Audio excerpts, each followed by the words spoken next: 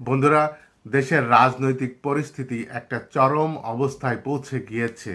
একদিকে বিএনপি তাদের কর্মসূচি চলছে, নানান রকম কথাবার্তা হচ্ছে প্রতিদিনই। অন্যদিকে জামাতে ইসলামী তারাও বসে নেই, তারাও কথাবার্তা বলছে। অন্যদিকে এনসিপি তারাও একদম দুই দলকেই আক্রমণ করে কথা বল, জামাত এবং বিএনপি দুইজনকেই আক্রমণ করেও কথা বলছে, তারাও ছেড়ে কথা বলার লোক না। এরই মধ্যে যে ঘটনা ঘটেছে, এর মধ্যে জামাতে ইসলামের এক সমাবেশে জামাতে ইসলামের নায়েবে আমির তিনি বলছেন নো হাঙ্কি বাঙ্কি। আবার তিনি বলছেন যে আঙুল সোজা সোজা আঙুলে ঘি না উঠলে আঙুল বাঁকা করতে হবে, এমন কথাবার্তা বলছে। বিএনপিও ছেড়ে কথা বলার লোক না, বিএনপি তারাও বলছে।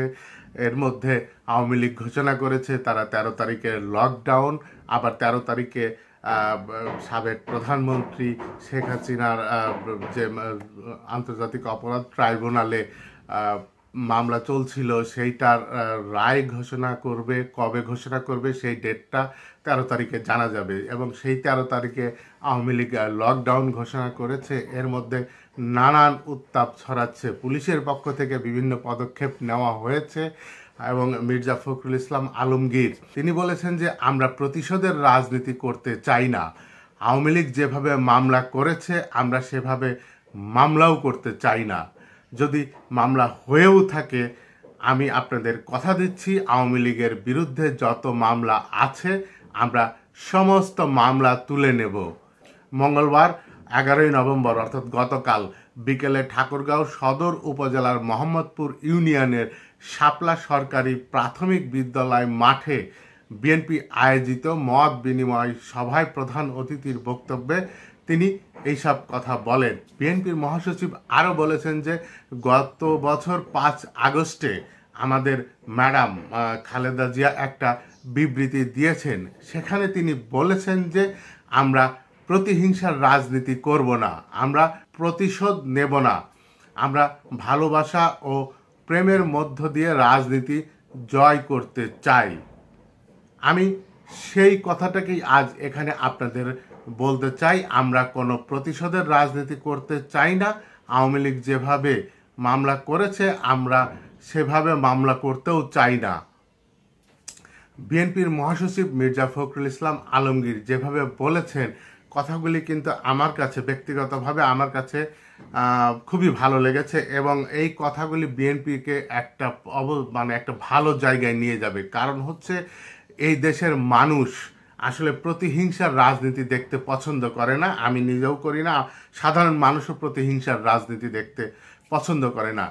যদি বিএনপির মহাসচিব যেভাবে বলেছেন, যদি এই ধারা বা এইভাবে কথা কার্যকর হয়, আমার ধারণা বিএনপি অনেক ভালো কিছু পাবে জনগণের কাছ থেকে।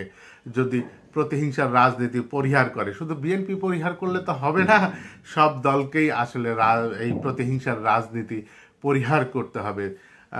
তাহলে হয়তো একটা দেশে ইতিবাচক পরিবর্তন আসতে পারে, বা একটা সভ্য জাতি হিসেবে আমরা গড়ে উঠতে পারি। এটা হয়তো তার প্রথম ধাপ হতে পারে, এমনটাও হতে পারে। বিএনপির মহাসচিব কেন মামলা তুলে নিতে চাইলেন?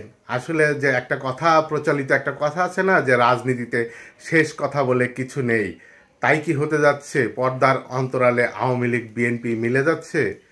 যদি পর্দার অন্তরালে আওয়ামী লীগ বিএনপি মিলেই যায়, তাহলে কিন্তু রাজনীতিতে নতুন মেরুকরণ হতে যাচ্ছে।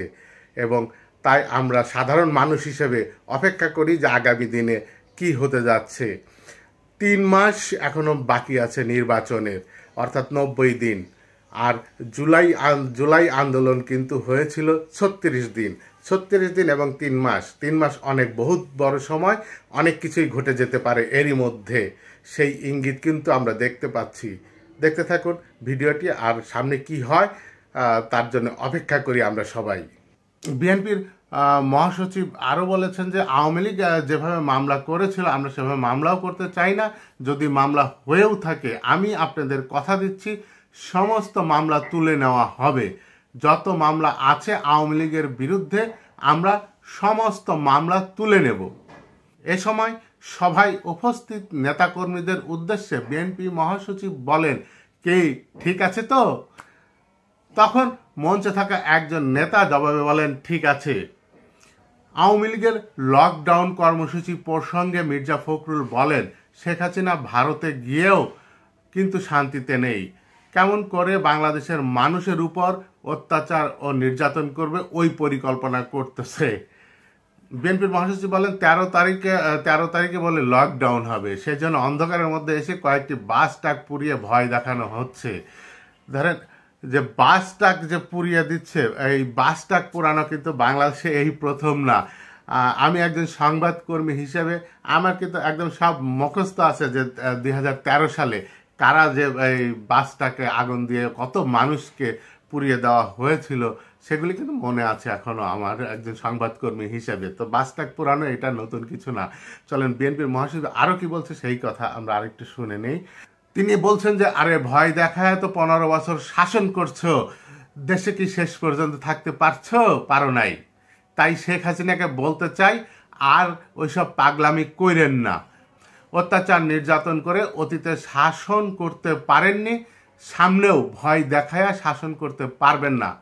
বিএনপির মহাসচিব মির্জা ফখরুল ইসলাম আলমগীর তিনি এইভাবেই কথাগুলি বলেছেন, গণমাধ্যমে এভাবেই এসেছে। ব্যাপক প্রস্তুতি নিয়েছে ঢাকা মহানগর পুলিশ।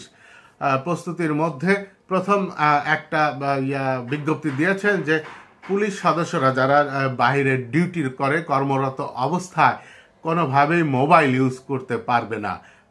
তাদের টিমের একজন টিম ইনচার্জ তিনি হয়তো মোবাইল ইউজ করতে পারবেন সেই কথা বলা হয়েছে, কিন্তু যারা পুলিশ সদস্যরা কর্তব্যরত থাকবেন তারা কেউ মোবাইল ইউজ করতে পারবেন না। এর ব্যাখ্যায় বলা হয়েছে যে অনেক সদস্যরা ডিউটিরত অবস্থায় মোবাইল ব্রাউজ করে, তখন চারিপাশে নজর রাখা কঠিন হয়ে যায়। তাই 13 তারিখের লকডাউন ঘিরে পুলিশ কড়া নজরদারি রাখছে, মোবাইল ব্যবহার করতে পারছে না, সেটা ডিএমপির পক্ষ থেকে নির্দেশনা দেওয়া হয়েছে। ওদিকে ডিএমপির পরে CMP commissioner, Chittagong metropolitan police CMP commissioner, তিনি এক ভয়ঙ্কর নির্দেশনা দিয়েছেন। এটা আমি যদি একটু প্রথম আলো থেকে পড়ি, প্রথম আলোকে যা লিখেছে, তিনি বলছেন, সিএমপি কমিশনার তিনি বলছেন যে সন্ত্রাসীদের দেখা মাত্র সাবমেশিন গান এসএমজি থেকে ব্রাশ ফায়ার করার নির্দেশ দিয়েছেন চট্টগ্রাম নগর পুলিশ কমিশনার হাসিব আজিজ।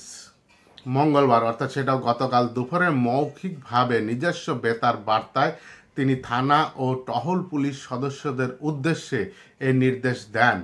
বেতার বার্তায় পুলিশ কমিশনার বলেন, শটগানে হবে না, চায়নার রাইফেলও বাদ, এখন এসএমজি ব্রাশ ফায়ার মোডে থাকবে। বেতার বার্তায় যে কোনো পরিস্থিতি এবং নাশকতা এড়াতে টহল টিমকে এসএমজি ছাড়াও শটগান, 2টি গ্যাস গান এবং টিম ইনচার্জকে 9mm পিস্তল বহন করতে বলা হয়েছে। এছাড়াও স্থায়ী চেকপোস্ট 7টি থেকে বাড়িয়ে 13টি করতে নির্দেশ দিয়েছেন কমিশনার।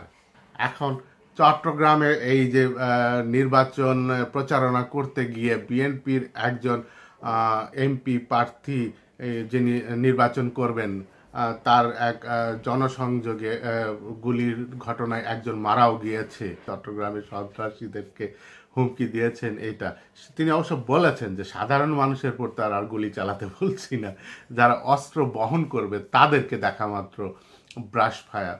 একটা সময় ছিল যে পুলিশ কোমরে দড়ি বেঁধে নিয়ে যেত, ওতেই চলতো। এরপরে লাঠি ছিল, তারপরে হচ্ছে যে ওই 303 বন্দুক আসলো, তারপরে চাইনিজ রাইফেল আসলো, এসএমজি, আর কত কিছু আসবে, কত কিছু দেখবো। তো বন্ধুরা, সার্বিক পরিস্থিতি বিবেচনা করে আপনার মন্তব্য জানাতে পারেন, কমেন্ট বক্সে লিখতে পারেন যে কেমন দেখছেন চারপাশের পরিস্থিতি। সাবধানে থাকুন, ভালো থাকুন, নিরাপদে থাকুন।